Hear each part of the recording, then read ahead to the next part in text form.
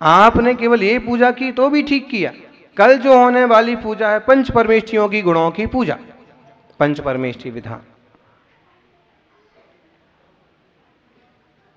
सहस्त्र नाम विधान। विधान मतलब विशिष्ट रूप से धारण करना, भगवान को अपने मन में धारण करना और अपने ज्ञायक स्वभाव को अपने दृष्टि में धारण करना।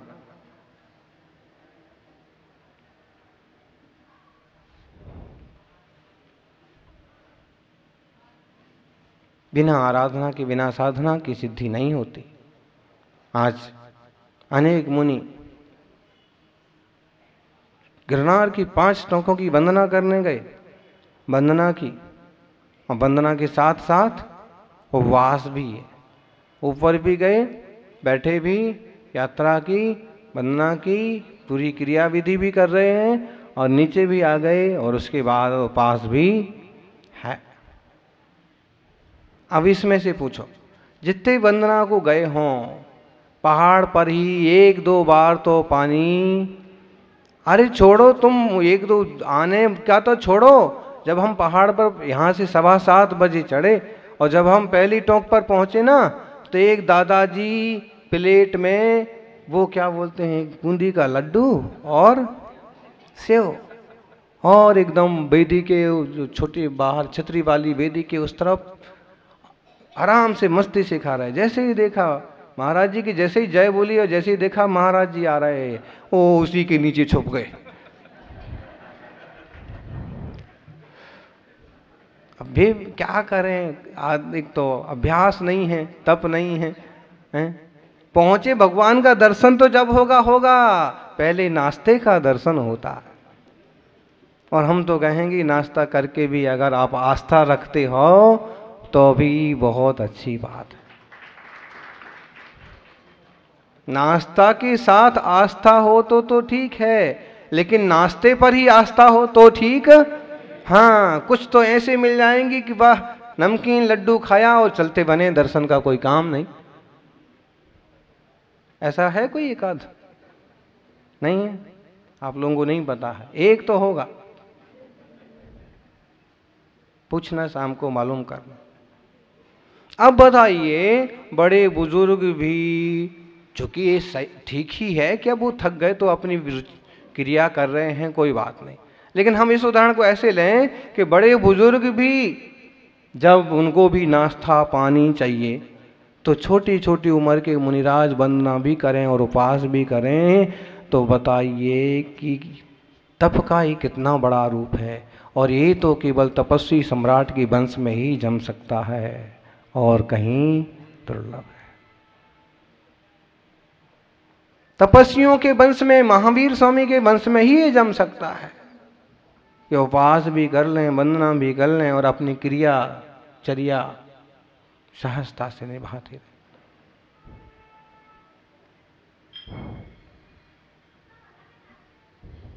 दुर्लभ साधना का मार्ग है ये सज्जनों। जानन पश्चन समस्तम अनुपरतम संप्रतन बन वितन बन धुन बन ध्वांतम नितांतम निचित मनुसभम प्रीणयन निस्वभावम कुर्वन् सर्व प्रजाना मपरमभिभवन ज्योतिरात्मान मात्मा आत्मन्नेवात्मनासौ क्षणमुपजनयन् सत स्वयंभू प्रवत्तः। यह जीवात्मा ही सिद्ध होता है, और जब वह सिद्ध होता हुआ पहले समो क्षण में विराजित होता है, अरहंत बनता है, तो जानन पश्यन समस्तम, सब कुछ जानता है, देखता है वह प्रभु आत्मा। समनुवर्तम संप्रतन बन वितन बन, और एक साथ सब कुछ आत्मिक सुख से अत्यंत तृप्त, और अपने ज्ञान को सर्वलोक में फैलाते हुए, मोह अंधकार को नाश करते हुए, प्रीण्यन निस्वभावम, दुनिया को, जनता को संतुष्ट करते हुए। सबको संतुष्ट करना आसान नहीं है जी। आपकी परिस्थिति कोई नहीं समझता है, सबको अपना अपना दिखता है। आप कितने दुखी हैं, कितने सुखी हैं, उस पर कोई नहीं दिखता है। आपके यहाँ कोई मर भी गया है ना, तो एक आध रिश्तेदार तो ऐसा आएगा ही आएगा, कहता जाएगा भैया उनके यहाँ गए थे, पानी को भी किसी ने नहीं पूछा। सबको संतुष्ट नहीं कर सकते आप। गिरनार गए थे, महाराज जी के पास गए थे, महाराज जी ने एक दिन हमको खाने को भी नहीं पूछा, आशीर्वाद भी नहीं दिया। अभी समझो तो सही कि महाराज जी का क्या काम है, क्या स्टैंडर्ड है, या वो अमुक व्यक्ति किस परिस्थिति में है। लेकिन अरहंत प्रभु के लिए का प्रीण्यन्नी स्वभावम, वो सबको संतुष्ट कर देते हैं। चतुर्मुख होते हैं समोषण में, और चतुर्मुख होने के कारण से ही, ब्रह्म स्वरूप होने के कारण से ही वो ब्रह्मा भी कहलाते हैं। और चारों तरफ सब तरफ मुख होते हैं, तो सब लोगों को ऐसे लगता है कि जैसे हमको ही देख रहे हैं, उनको लगता है हमको ही देख रहे हैं, इनको लगता है हमको ही देख रहे हैं। अगर किसी एक को देखो ना तो बाकी नाराज। महाराज जी तो बस उसको ही देखते हैं, उसको ही आशीर्वाद देते हैं। हम लोग 100 लोग आए हैं और बस वो जो है ना वो कराड़िया, उसको ही बस आशीर्वाद देते, और हमको कोई देते नहीं। अब ऐसे भेदभाव लगता है और सब संतुष्ट नहीं हो पाते। लेकिन प्रभु सिद्ध होने वाले अरहंत प्रभु की महिमा, सबको ऐसे लगता है कि जैसे हमको ही देख रहे हैं।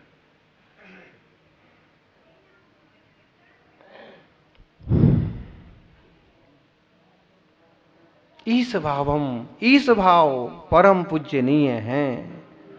अपने आत्मा में ही अपने आत्मा को समाहित किए हुए हैं। क्षण भर में परम स्वयंभू होते हैं वे सिद्ध प्रभु। ज्ञानियों, ऐसी सिद्ध दशा उन जीवात्माओं ने प्राप्त की है, हमें भी प्राप्त हो। सिद्ध क्षेत्र इसमें निमित्त बने, मुनियों की वाणी इसमें निमित्त बने, और हम स्वरूप अभिमुख दृष्टि करें। ये मंगलमय विधान हमारे जीवन को मंगलमय करे। मंगलमय तीर्थ, मंगलमय तपस्वी हमारे जीवन को मंगलमय करें। ऐसी मंगल भावना। जय बोलिए वैश्वेय तीर्थंकर नैमिनाथ भगवान की जय। प्रद्युम्न कुमार मुनिराज की जय। मोजिनाणम। ऐसे किसी का कोई प्रश्न हो या शंका हो तो सामने जरूर लाना चाहिए, सूचना जरूर करना चाहिए। ये तो सबको पता है कि खूब मेहनत हुई है। चालू हो गया इतनी जल्दी? चलिए अपन भी चालू करते हैं। ओम नमः सिद्धेभ्यः।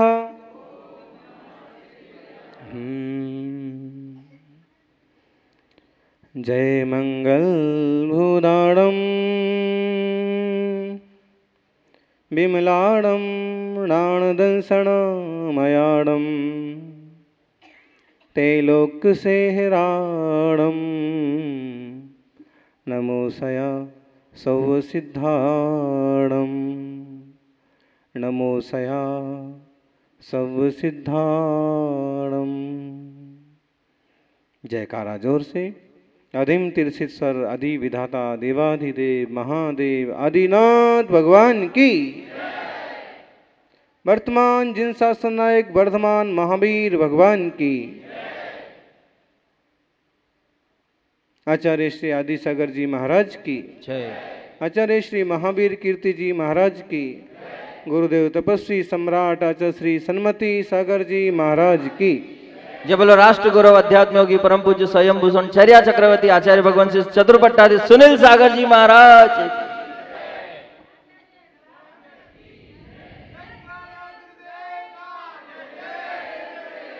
पीपल के पत्ते से मत बनो कि सूखो और टूट के गिर जाओ।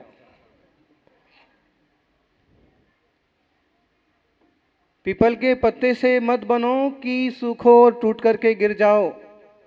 मेहंदी के पत्ते से बनो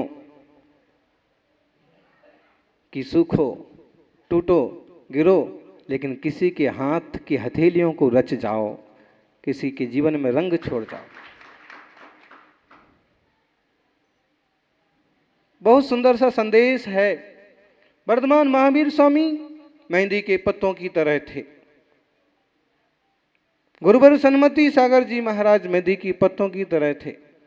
और यह मुनिगण आदि का क्षुल्लक क्षुल्लिका का संघ मेहंदी की पत्ते की तरह अपना रंग छोड़ते हैं।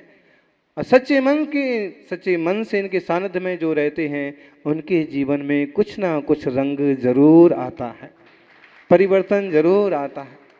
हैं? एक कराड़िया लोग इतनी जल्दी दुकान छोड़ने वाले नहीं थे।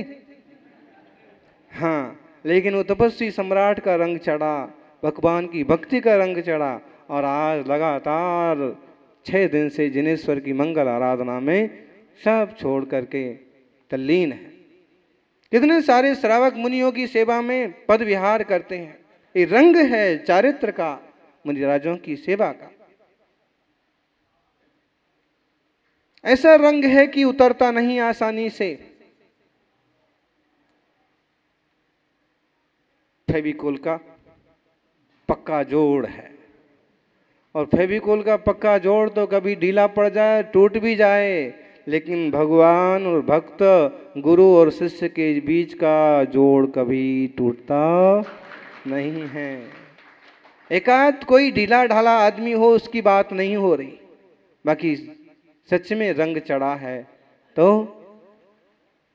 ऐसा रंग चढ़ता है कि बस डूबे रहो। झूम बराबर झूम, हैं? झूम बराबर झूम पुजारी। अब लोग क्या बोलोगे? हाँ, अभी भक्ति का ऐसा रंग चढ़ता है कि भोर में उठता है और सबसे पहले स्नान, जिनेश्वर की भक्ति, झूम झूम के, हैं बोलते ना आरती में, झूम झूम के इंद्र कर रहे पूजा प्रभु जी की, झूम झूम के, झूम बराबर झूम।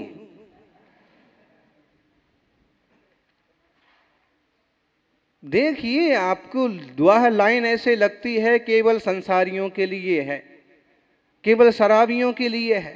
भले होगी, लेकिन मोह का मोही जैसे झूमता है, ऐसे ही भगवान जिनेश्वर का भक्त भी भक्ति में झूमता है।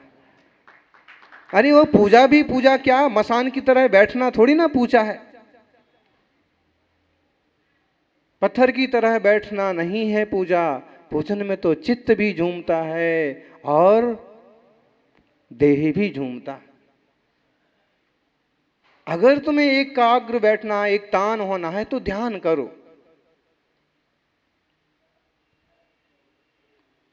उसमें झूमना नहीं होगा, लेकिन उसमें भी अंतरंग गुणस्थान में झूलना होता है, झूमना होता है, बाहर नहीं दिखता है। वैसे कभी कभी मुनि महाराज हैं, इस संबुद्ध सागर पिछले गांव में संदेश दे के आए मंदिर में, कल प्रवचन होगा, 9 बजे सब हाजिर होना। गोंडल में मंदिर है ना, उन लोगों को मुनि श्री की मान्यता बहुत कम समझ में आती है। और दूसरा संदेश दिया कि अगर तुम 6वें 7वें गुणस्थान में झूलता हुआ देखना चाहते हो तो आहार के बाद 12 बजे आना। भीतर से 6वां 7वां में झूल तो रहे ही होंगे, बाहर से भी है। ये तो थोड़ा मनोरंजन हो गया। बाहर से झूलना तो एक तरह की तंद्रा है, लेकिन परिणामों का उतार चढ़ाव जो होता है, बल्कि चढ़ाव में विशेषता जो आती है वह 6वें 7वें गुणस्थान की दशा। जब हम उन मुनिराजों की सेवा करेंगे तो वैसा मार्ग समझ में आएगा, उन जिनेश्वर की भक्ति करेंगे वैसा जीवन पर रंग चढ़ेगा। भक्ति और सेवा का रंग चढ़ा रहे, श्रद्धा का झूमना बना रहे, और बांस नहीं बांसुरी बनो। बांस बेसुरा होता है और बांसुरी सुरबान होती है। बांस में से ही बांसुरी बनती है। समझ में आया ना? बांस में से, बांसुरी में से ही बांसुरी बनती है। इतनी सारी बांसुरियां और इतने सारे बांस नहीं। अब मुनिराज को बांस तो थोड़ी ना कहोगे, केवल आप व्याकरण का शब्द मेल करेंगे तो नहीं जमेगा, ये भी बांसुरी बोलना पड़ेगा फिलहाल तो। कैसे कि देखो ये सारे बांस, आप सब इसमें कोई बांस है, सब कोई बांसुरी है कोई है? चालू है। पंडित जी को क्या कहोगे? आप सब बांस तो पंडित जी।